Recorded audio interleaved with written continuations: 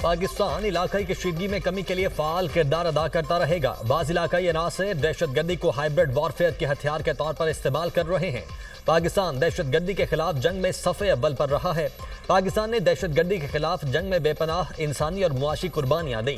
Field marshal سید آصف منیر کی Washington D C میں senior scholars, تجزیہ کاروں، پالیسی ماہرین اور عالمی میڈیا کے نمائندوں سے ملاقات میں گفتگو، اہم علاقائی اور عالمی مسائل پر پاکستان کے اصولی موقف سے آگاہ کیا۔